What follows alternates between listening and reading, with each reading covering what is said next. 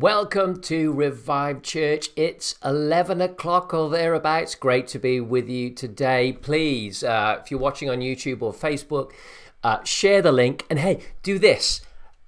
Please chat, even if it's the occasional thumbs up. Every time you chat, it apparently helps the algorithms and gets more people watching today's program, which would be really, really great to get everyone on board. I hope you're doing okay. Hey, tell us what the weather's like where you are. I think that's the tradition for Revive, isn't it? Great to be with you. And I hope to, I think we're going to leave everybody a bit challenged and hopefully very inspired by the end of this program. I want to continue talking about stuff that I talk about often, which is how do we chart a course through this difficult season and chart a course out of lockdown into what all that God's got for us. And it's a challenging time, isn't it? So yeah, it might be a bit challenging this morning. I might just preach the bravest sermon I've ever preached, so get ready for that. I will throw in some very soothing music here and there to hopefully keep you encouraged. But hey, let's work through some stuff together, okay? Because I believe God's got some important stuff to say. So it might not be a kind of Radox bath relaxing morning, but I hope to leave you inspired and ready to take on the world with God. As we start, I suppose I should get it out the way early. There's a difficult announcement to make, I suppose. As you know, we were hoping to head towards getting into a new building, a retail space in the centre of town.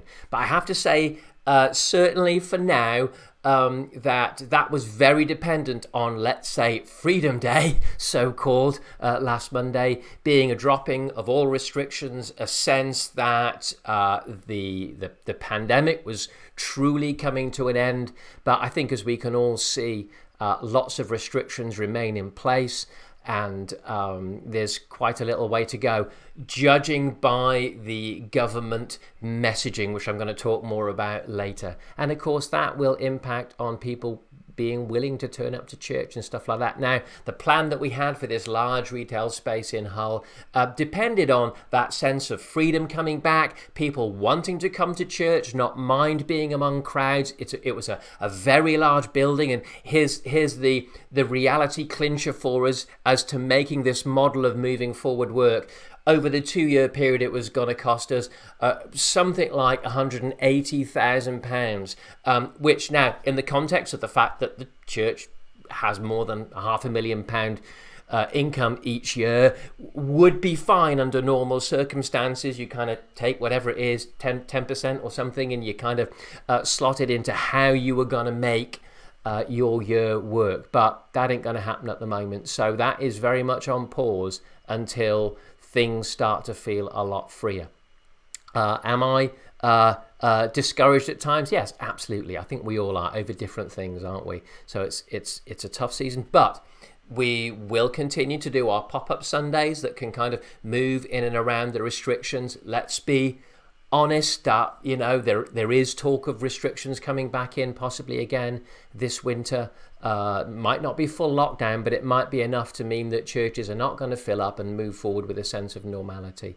And that could be until next spring. We don't know.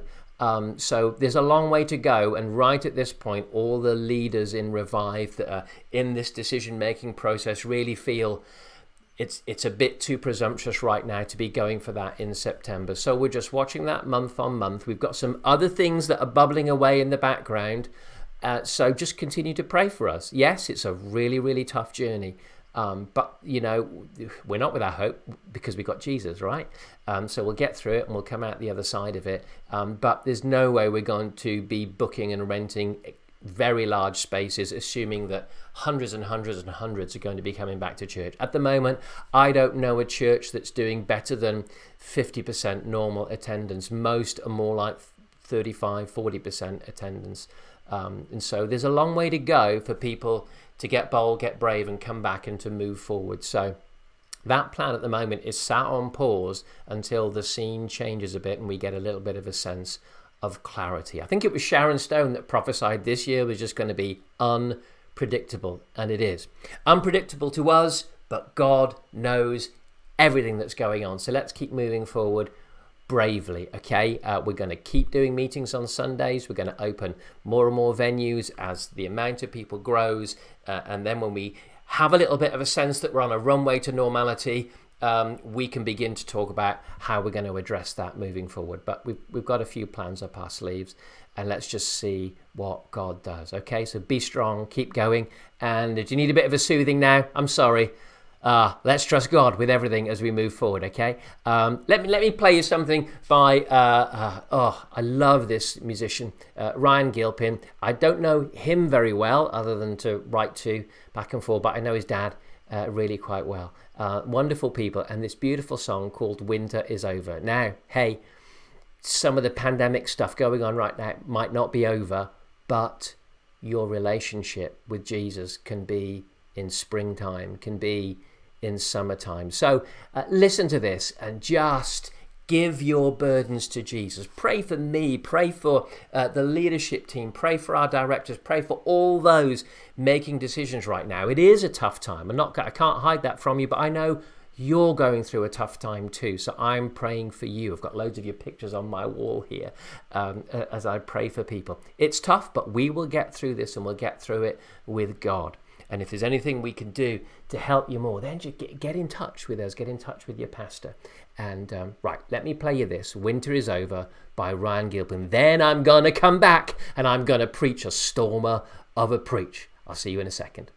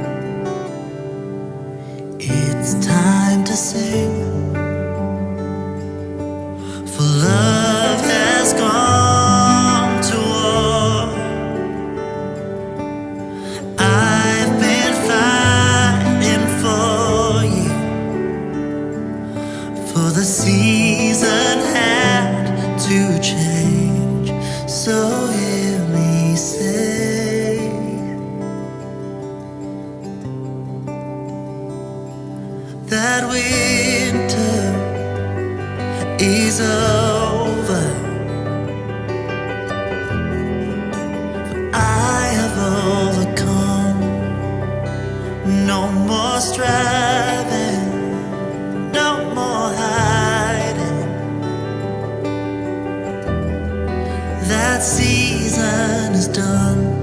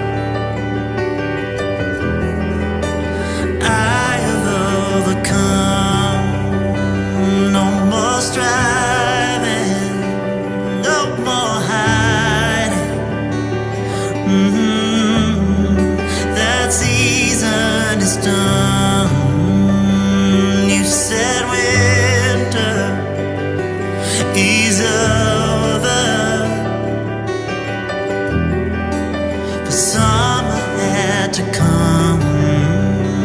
No more striving, no more hiding,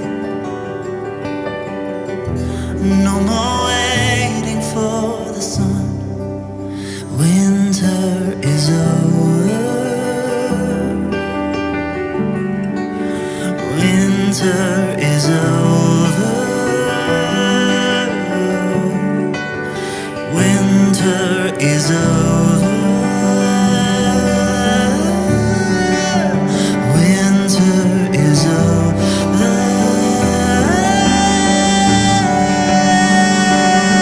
Goodbye, sorrow. Goodbye, shame. Goodbye, the pain of yesterday. Farewell, winter. Farewell, fear. So long to tears of yesteryears. Hello, summer. Hello, sunshine. Behold the splendor of clear blue skies. So here's to victory. Here's to joy. So here's to all you've brought me through.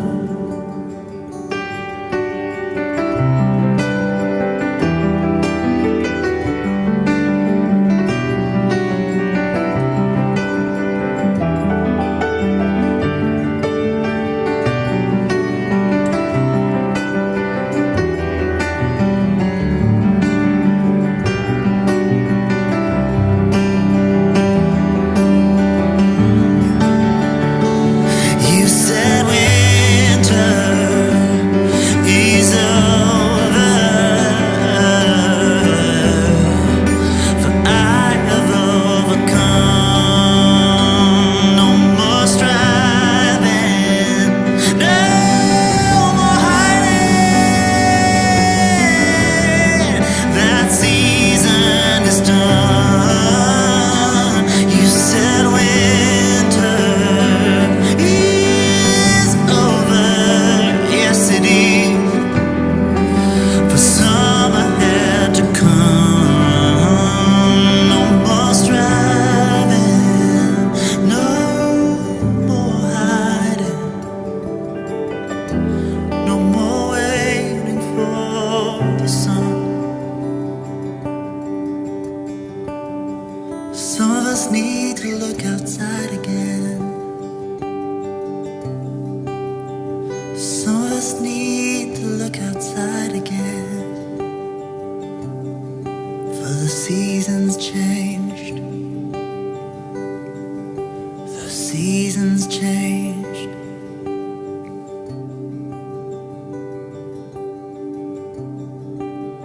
Winter is over.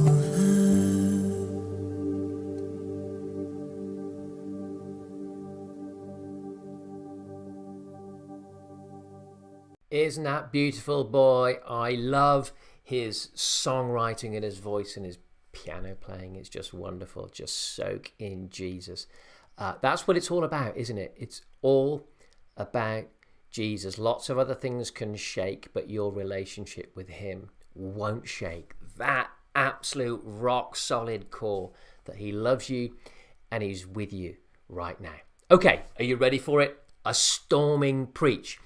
Here's where I'll start. I think we are in a time of tremendous acceleration right now.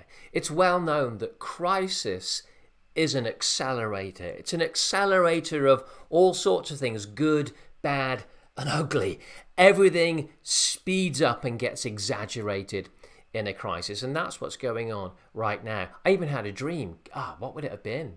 Beginning of the year, I think, something like that. And as I was coming out of out of sleep into my awakened state, I had this sense of accelerating along a road, through valleys, over hills. It was almost like being on a super quick roller coaster. Then it was almost like at times it went through a haunted house. Do you know what I mean? Like scary things were whizzing by, and I really felt God saying, this is a time of acceleration and things speeding up. And what I want to do today is talk about two dangerous things that I see accelerating in the world right now. And this is really important to you because I want you to make it and complete the race that God has got you to run. I want you to get to the end of all He's called you to do, okay? So these are two dangerous accelerations that are taking place right now that I believe the crisis is causing this acceleration, and these accelerations of these changes or these negative things really will cause an even greater crisis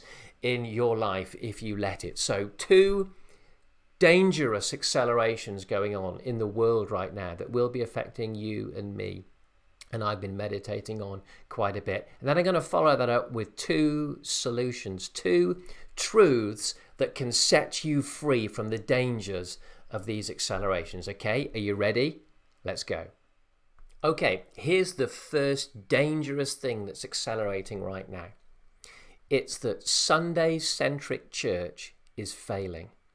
Now, of course, it's easy to relate that it's failing under the pandemic. Churches were closed down and then even struggling to get back to attendance with all the various ways we have to dance around restrictions in these last 18 months. But the reality is that Sunday attendance has been failing for decades.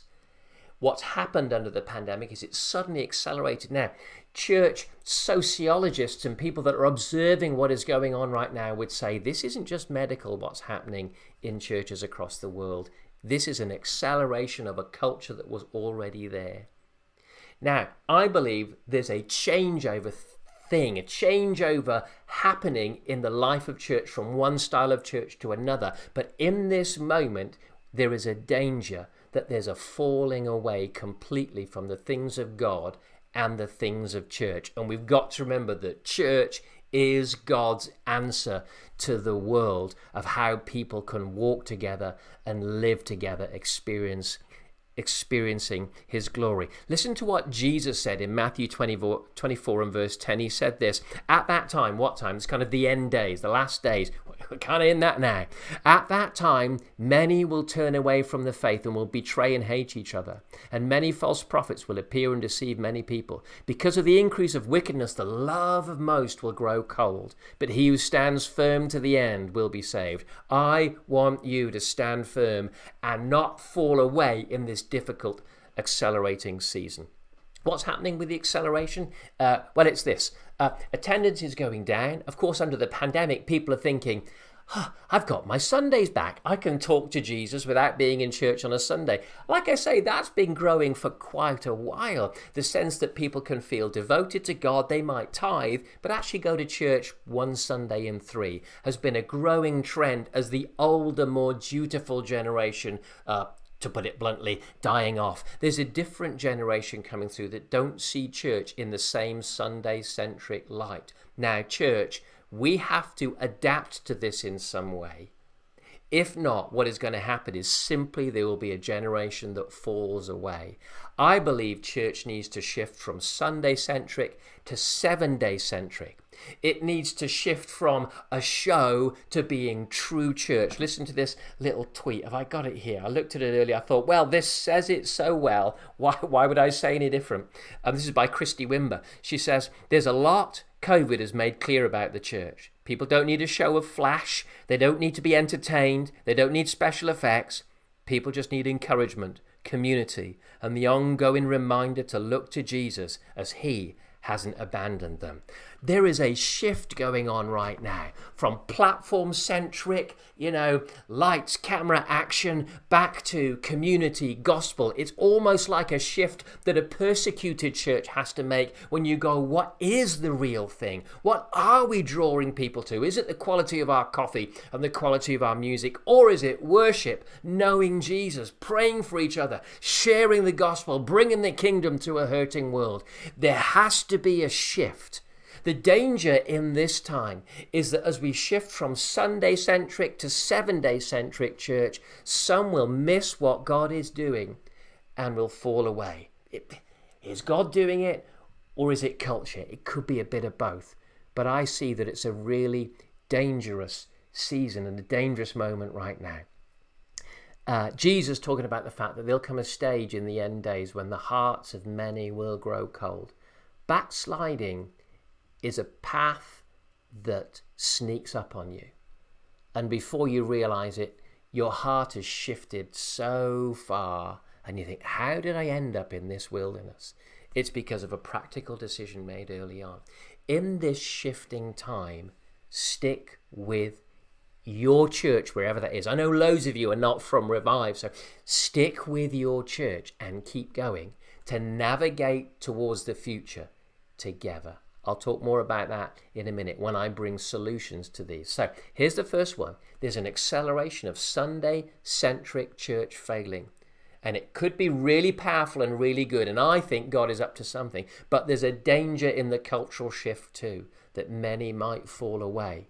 So listen carefully when I bring the solution in a minute. Right, here's the second dangerous acceleration taking place right now.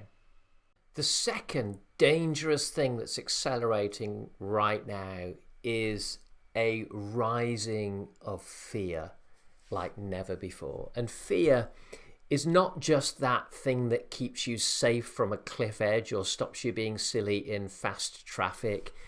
Fear can also, we know, be very irrational, very powerful, and lead to all kinds of sicknesses and complications. Listen to what the Bible says about fear in the last days. Luke 21, verse 10. Let me do a little preamble to it. Verse 10 says, "Then Jesus said, nation will rise against nation, kingdom against kingdom. There'll be great earthquakes, famines, and plagues in various places, and fearful events and great signs from heaven."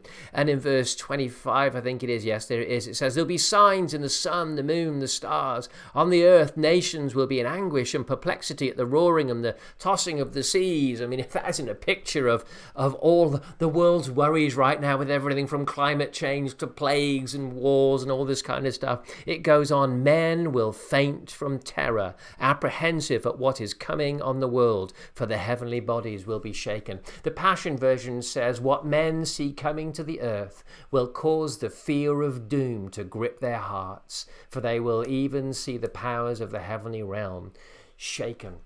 A sense of, one version says they'll faint from terror, or they'll faint with fear. There's a rising tide of fear. And if you think about this sociologically across the Western world even, let's begin with, because that's the world that most of us are living in, this sense of a fearful world out there that we need to hide from is growing. Even in the lives of our young students coming through, have you noticed all the language of we need safe spaces? We need safe spaces. Not from, dangerous, violent people. Yes, absolutely. But even I need a safe space from an opinion I disagree with. Some universities have got people, checking every university document or newspaper that goes out to make sure there's not any offensive phrases in there. People want a world. It's rising up that I shouldn't have to fear that nervous tingling of fear about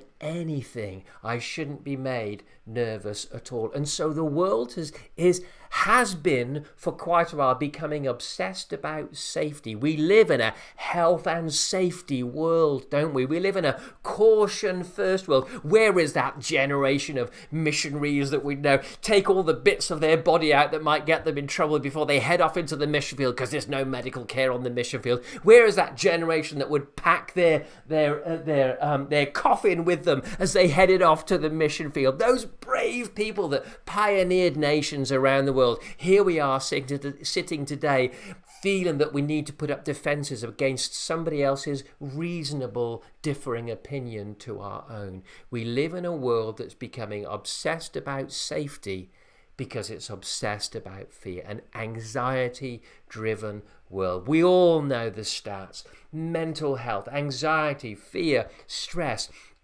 is the biggest epidemic in the world, not COVID, and has been ravaging our planet in increasing ways for some time.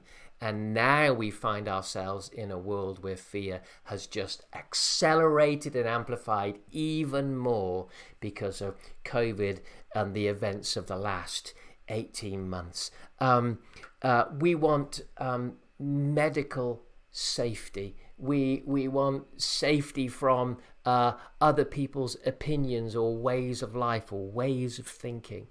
The reality is, a little bit of a warning from history, I suppose you could say, often there's a drive for medical safety and medical purity behind some of the most cruel regimes that has ever been in our world history. And it's driven by a funny mix of morality and fear. Fear is a very powerful demonic force when unleashed improperly. It's useful to keep you from cliff edges, but this acceleration in fear right now has a great danger to it. And I want to speak very bravely to you about the concept of fear, not as someone who's uber brave all the time. On the contrary, someone who has to fight fear quite a lot to get through life. But I think we can do it. So I'm going to be a little bit honest about it. I might say some of the most honest things I've said about the world in the last 18 months in the next few minutes. So brace yourselves. So there's an acceleration of the decline of Sunday-centric Christianity. And it's a danger point for us, even though I believe many great things can come out of it as we adjust, probably back to a model that was more like the early church. And boy, were they powerful. There is an acceleration and an amplification of fear like many of us have never seen in our lifetime. And the current generation is so susceptible to it. How do we overcome fear? Well, let me hit on two key truths that I think will help us with these two things. And let's trust God that the truth will set us free. Are you ready? Brace yourself. Okay, let's find a solution for fear. I mean, one solution obviously to the Christian is God's perfect love drives out all fear. Love, when it reaches full maturity and perfection in your heart, drives away fear. But is there more that we can do in a time like this when, I don't know about you, it seems like the world is entangled in emotion and information and disinformation that is creating incredible swirling fear that, if we're not careful, will affect our behavior and decisions for decades to come. Here's my first solution that I want to put to you today, and let's deal with the fear one. Your reasoning matters. God has given us the ability not just to approach life with emotion or sensation, but also to approach life with reasoning. I mean, when God said to Abraham, sacrifice your son, which of course we know he ultimately didn't, but he was testing him. It says that Abraham reasoned with faith. He brought his rationale and his faith in God together, and he worked out, using his God-given mind and wisdom, what this event might mean. And we need to do the same in a world that is awash with information from all sorts of sources. I want to say to you, here's the first solution. Your reasoning, your wisdom really matters. And I want to say to people, quite bluntly, if you are going to disentangle from the fear going on in the world right now, we need to start doing good research. Because I'm going to be blunt, I don't think we can believe every Hawaiian shirted person on YouTube that claims that lizards are running the world. But I also, currently in this day and age, it's pretty obvious that a lot of things have been politicized and there's all sorts of arguments flying around, and it's very hard to literally take for granted every piece of information delivered by a man in a suit on mainstream media. There's definitely, it's been shown enough times, provably, that disinformation is going on and incompetence is going on. Now, incompetence is neither here nor there if it doesn't harm anyone, really. But the truth is, fear washing our lives because of misinformation can cause great harm for a very long time. I believe it's time that we need to sit down and think rationally about the future and what's going on.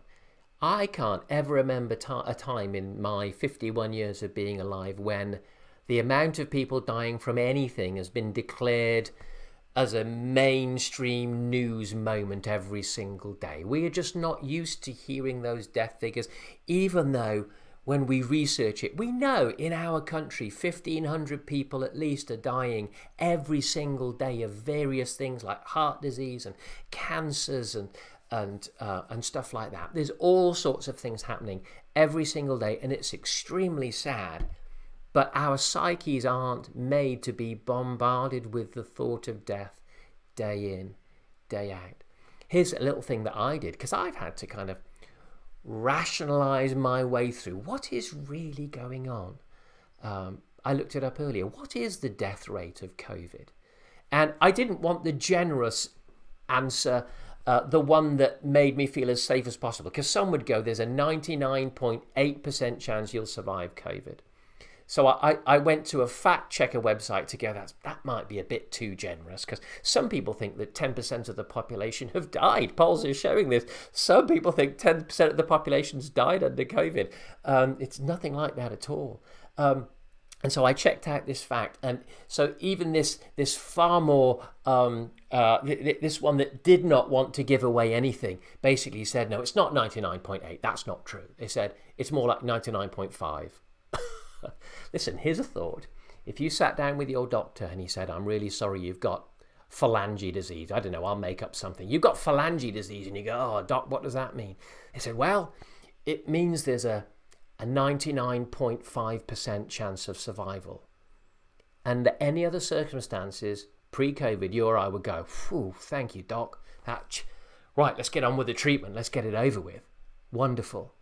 And yet here we are in this time with a disease that has a 99.5% chance of survival, and that is the cautious estimates these days put on fact checker websites, and we're still in a place of real fear. And now I know we're all in different places in life. Some really are vulnerable. Some are going through anxiety issues and mental struggles, and I've got every sympathy for that because I've been there. I know what that's like. So don't take this as a harsh thing. Take it as how can my reason and my research help me through this time? Because if we just believe the headlines of every newspaper, well, they're terrifying one day and slightly reassuring the next, and it becomes a very, very strange season. We need to take responsibility in this day and age for our own research, to research both sides of the stories. This is what I've been doing the whole time. I've not got into my own little echo chamber on one side, but to go, what are both sides saying? And how can I find what appears to be something like the truth in the middle? Because I do not want to be captivated by fear in this time. We need to do our research, don't we? It's really, is a difficult one for people in the UK. Do you know that the UK is ranked as in this COVID time, as one of the most fearful countries in the world? That is, our ranking is up there in the top 3, I believe it is. One of the most fearful countries in the world. That might be to do with the way the government has brought messages to, get our population to cooperate with lockdowns and guidelines and all this kind of stuff. And you might agree with that. But the problem off the back of it is if you unleash irrational fear, it's not just here's some statistics about COVID, but it's don't kill granny. If we unleash irrational fear, it will have a psychological effect. And strangely, here's another thing. Do you know one of the top main problems with COVID? We know that, as you're older, it gets more complex. We know that if you're obese or you have comorbidities, it gets more complex. But amongst those top few, anxiety is one of the top causes of COVID being more difficult to overcome. Anxiety. And yet anxiety has been unleashed on the population, whether you think it's on purpose or as a simple side effect of a scary time like this. But either way, I want to say, I'm not going to give you what opinion to hold. I'm just going to say, do some research. Don't just believe headlines.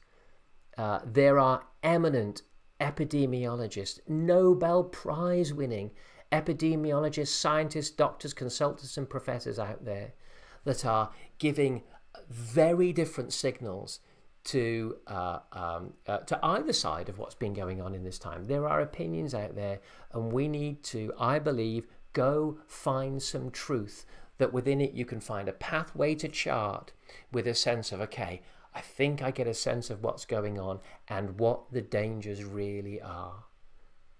We need to get used to being at slight risk, don't we? That we've got to remember that every time we've got on a plane or every time we've got in a car, there's a risk associated to it. We need to stay brave, otherwise we'd never do anything. We'll sit at home and never go out and do all that God called us to do. Remember the bravery of Princess Diana when she publicly hugged an AIDS patient for what was certainly in public the first time anyone had seen. And her act of bravery recalibrated what the danger actually was. And irrational fear turned into a rational response, not an irrational response, a rational response. We need to bring our reasoning to this, because I'm sorry to say that I personally believe, no scientist, but I'm a pastor and I'm pretty well read, that if we just believe the headlines that are swirling around right now, we will find that there is a lot more irrational fear being stirred up than just caution. So bring your reasoning to this to help you through. Your ability to reason matters. And so go and research. Don't just reinforce what you want to be the truth. Go and research and find good information. It is out there. And let's have the truth disentangle us. The truth set us free from an entanglement of fear that could actually change our lives for a lifetime. That's my first one. Do some research. Let's go deeper, because I'm just seeing so much fear and so much mental illness rise up in this time. It's everywhere right now. And we need to find a way through and out the other side. So go do some research. Here's the second one. So the solutions. Number one, your reasoning matters. God give us wisdom to be rational and wise in this time, as well as careful and cautious where we need to be, and brave and embracing where we need to be. But here's the second one. And this is more about, I suppose, that first danger I spoke about in this time when the acceleration of the decline of Sunday-centric Christianity is taking place. Here's what I want you to understand. Here's a truth that I hope will set you free and keep you walking on God's path for you. I want you to understand something. Your presence matters.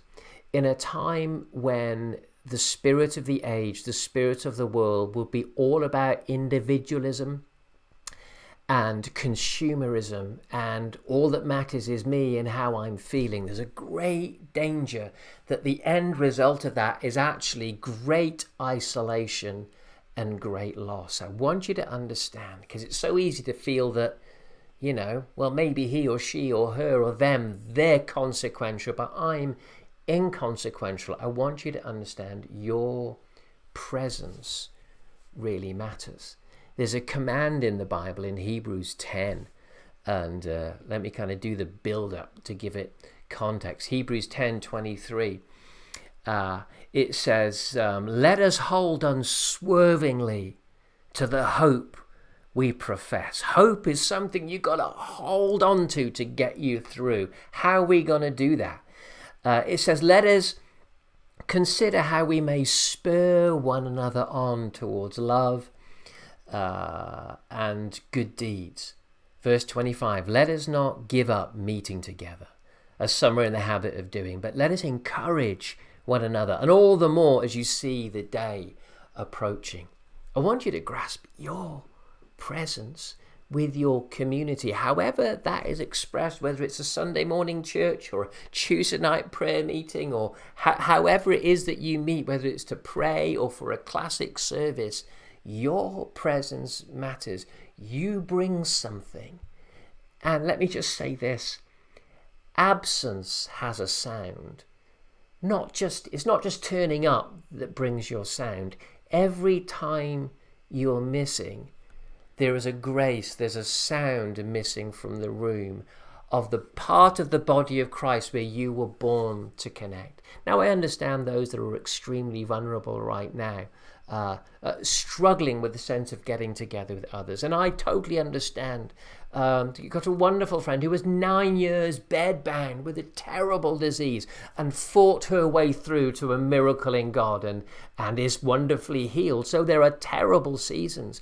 But if we look for the way that God has designed us as biological in soul and sinew people, and how the church is called to operate, gathering matters. Your presence matters. Your absence from your church. Again, I know lots of you watching are not from Revive, and I love that you take the time to come and listen to us here, but your presence in your church family really, really matters. Let me disentangle you from what might have become a period of getting used to sitting at home on a Sunday or approaching life in a really different way. I know that will be different for every single one, but try and find the truth in this for you. Your presence matters and your absence speaks, and somewhere there is grace missing in someone's life if you don't turn up to season a conversation with grace, to bring the bit of God that you bring to everything. Your presence matters and your absence speaks loudly. I was meeting with, I've met with several groups of leaders in the last couple of weeks, and I was so struck. There was some of them I had not seen properly other than in passing a couple of times for about 18 months. And you sit down with people having not really connected with them for 18 months and you realize, wow, even lovely, devoted, godly people end up in such different places on a journey if we don't spend time together. We end up fragmented. And when there's a fragmentation of natural relationship, there's then a fragmentation of trust. And as the old saying goes, everything moves at the speed of trust. There's a sense where, wow, what has the pandemic accelerated in our absence from each other? And then, throw into that the simple weariness of what's gone on these 18 months. Your presence spurs me on. The presence of godly people encourages me, and I hope I encourage someone. There's something about being together. Philippians, I've got it just here. Philippians 2, is it verse 2? Says this, make my joy complete, Paul writes to the Philippians, by being like-minded, having the same love, being one in spirit and in purpose. That's impossible to do just online with a monologue conversation, isn't it? It's not really church. I know it can be a backup and used miraculously to bring healing into people's lives, but we were made for community. We were made for company. I remember an old test. Oh gosh, I'm ad-libbing now. I preached this once, in the days when they do lots of tests on monkeys and stuff like that. They put these monkeys in stressful situations in solitary, and the stress levels were off the chart. But then they left them in a I suppose a cage in those days, but with just one buddy, one friend, another ape, monkey, whatever that they got on with. And the stress levels came right down. Hey, little monkey, you and I, just being together brings our stress levels down. That anxiety we spoke about in the last point just begins to reduce by being together, by reasoning together, by talking together, by letting the grace of God, faith and hope and relationship do something. You literally bring a grace of God into my life. That's not just theoretical or a nice pleasant thought from a preacher. Literally, I acquire God's grace through you. Your presence matters. My worry, not just for Revive Church, but for all churches right now, is that as the grace of being together lifts off churches, many churches are fragmenting. There are going to be churches that don't make it the other side of the pandemic. Some are saying thousands of them. There are going to be churches that simply don't make it the other side of this difficult time. Churches that will close down, and has been prophesied by some prophets recently. And I'm like, really? And then I'm like, I thought about everything else going on. This is what was said. I haven't told you yet, have I? They said there's going to be church splits in this season. And it's like, you can see it from the fragmentation. If we don't realize the truth that we need to find a place of bravery somehow and find the right environment to meet. But your presence matters. It's so powerful. It makes a statement when you're there, and it makes a statement when we're not. Wherever you're watching from, whatever church you belong to, make a plan, if you medically can, to get back into fellowship, to get back into that small group, it could be, or to get back into that could be that Sunday service, or I think we're going to go to, there's going to be all sorts. I just see something opening up where there's so many more times to meet, but we must meet. It's a command of Scripture, and there's a grace that comes from it. Quite a few years ago, my wife and I went through a really tough time in the church. It's the sort of stuff that befalls all pastors at some point. People turn on you and accuse you of stuff, and people are cruel and critical and want their own way and lie. And I remember that it was a year of horrendous accusation and terrible pain for Vicky and I. The thing that hurt most, as the saying goes, it's not the attack of critics that hurts, but it was the silence of friends when the critics attacked. And the overcoming the silence of, well, for us it was, friends and staff members and leaders who did not walk in when they could have and said, we're with you. Silence speaks so loudly. Thank God for the healing of His Spirit. But there's so many times when you have the ability to bring healing and to bring joy and to bring God's presence to others. And if we find that this fearful time instead pushes us all into isolation, literally there are churches that will not survive. We must return to meeting together somehow, meeting in prayer, meeting to plan, to spur each other on to, well, we can't do this and we can't do that. What could we do? It's a time for the saints to be going, what could we do? Because if not, you're going to find our absence of God's people together as gathered church, where 2 or 3 are gathering. I'm sorry, it isn't the same on Zoom or Facebook. Where 2 or 3 are gathering, there's just an extra something. But there's a missing sound when we're silent. There's a missing sound when we fail to gather. God, give us the grace to gather. Because here's solution 2. Here's the truth. Your presence matters. Your brave voice of love and kindness, encouragement, of spurring people on, of giving each other hope matters. You just turning up and praising God next to someone else instead of online at home matters so much. We must find a way back to being church fully. Otherwise, I worry about this danger point in the church's life. Your presence really matters. In closing, let me read to you from Romans 12 and kind of verse 12 onwards. It says this: the body, another word for the church, the body is a unit.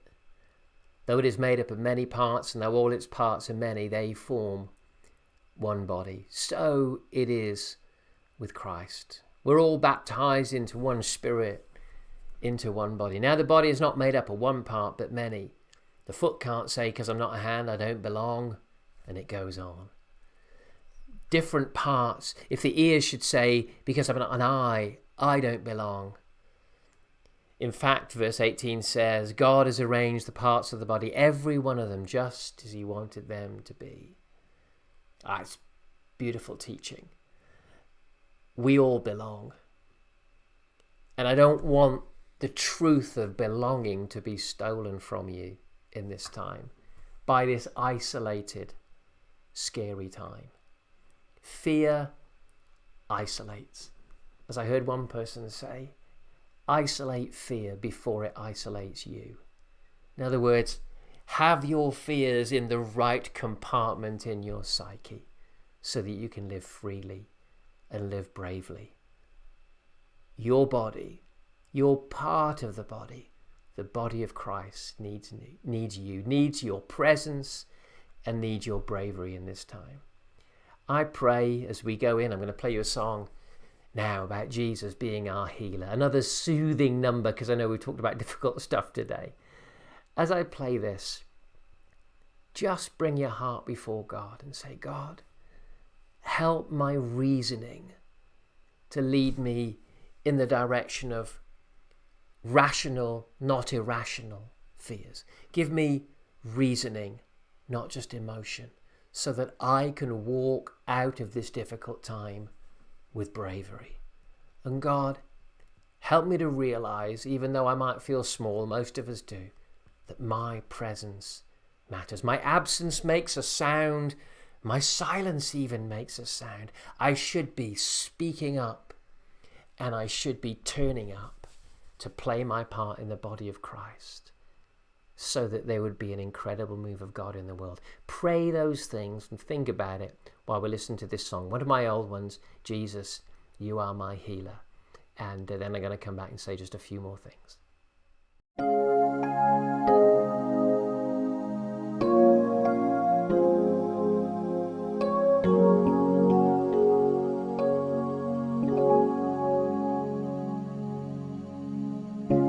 You are my healer, my deliverer,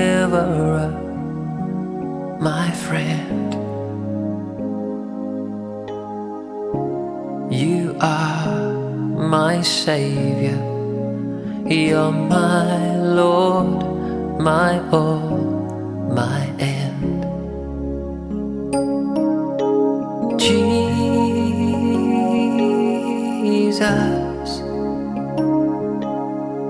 Jesus,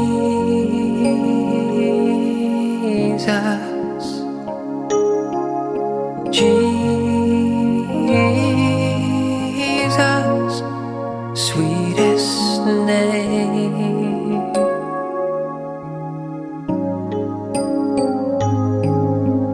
Jesus,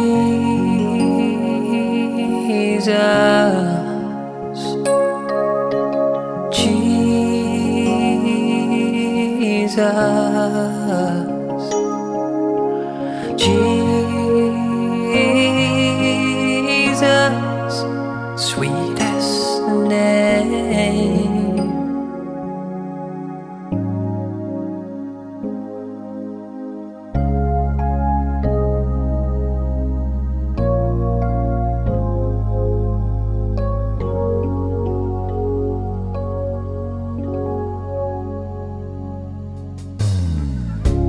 You are my refuge, you're my fortress, safe from harm. You are my comfort, you're my shelter in this storm. Jesus,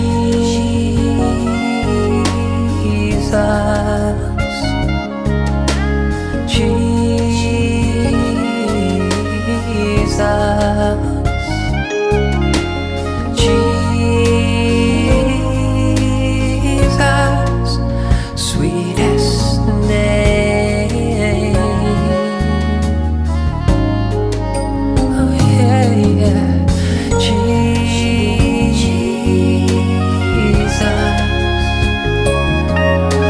my Jesus.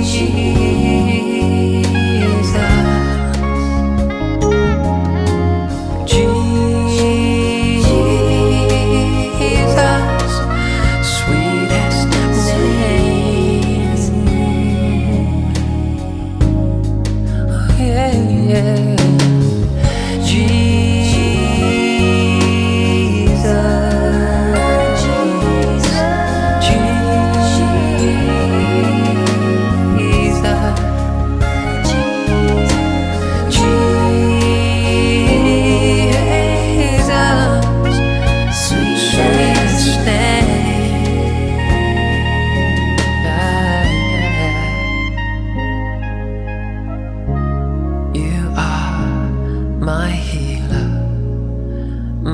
deliverer, my friend.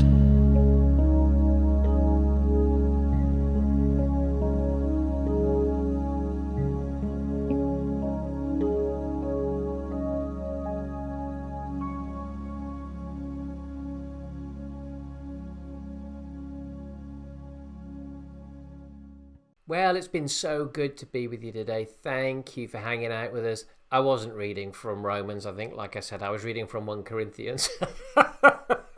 If you call that as we went along just before that song. It happens. Wonderful. All right, I'm going to leave you with a reminder about the incredible work in Colombia that we do, David and Darry Luce out there, and all the hundreds and hundreds and hundreds of kids that their lives are transforming.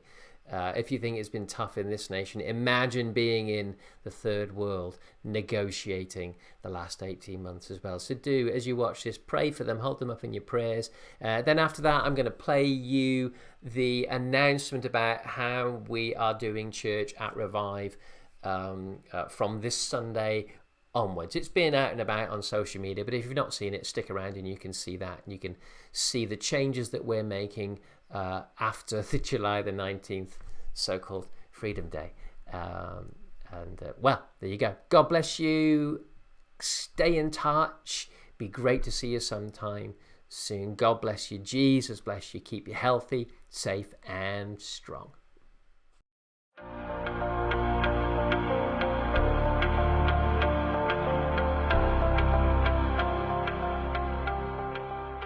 East Yorkshire is a very poor community indeed. It's a dangerous community, it's a violent community. I think education is pivotal. We feed kids here, we give kids regular meals, but regular meals are not going to change your child's life. Only education and a faith to go with it can really, truly make a significant difference in these children's lives. It's a dangerous and difficult country, one of the most dangerous countries in the world. So to have a place like this that really is an oasis, it really does provide a place of safety, nourishment, and a place to truly grow and have aspirations in life. Education is very important to me because it's helping me to accomplish my dreams, to be a lawyer, and I give thanks to the Lord and to Oasis for all their help.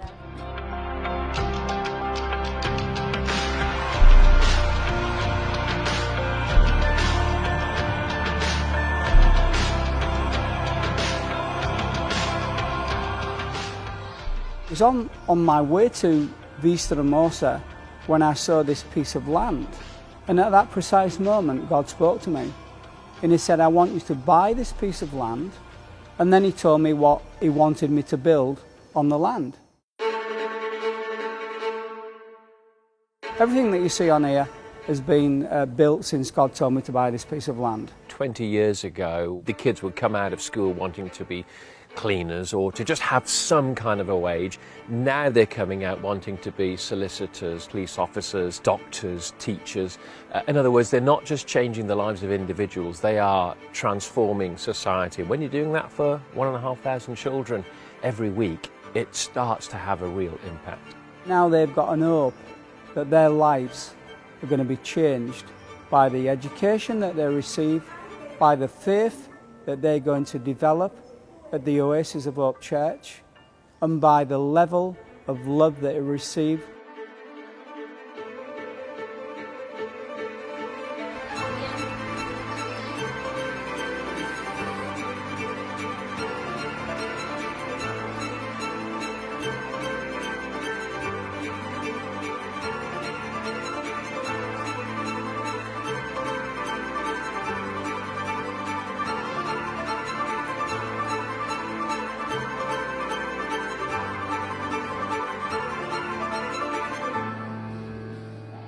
We've been blessed by God. God has given us the tools to do a lot with a little. To take peace and hope and love to these kids is what we're all here to do. Whether we're Christian or not a Christian, we're on this planet to love each other and care for each other, and that's what it does.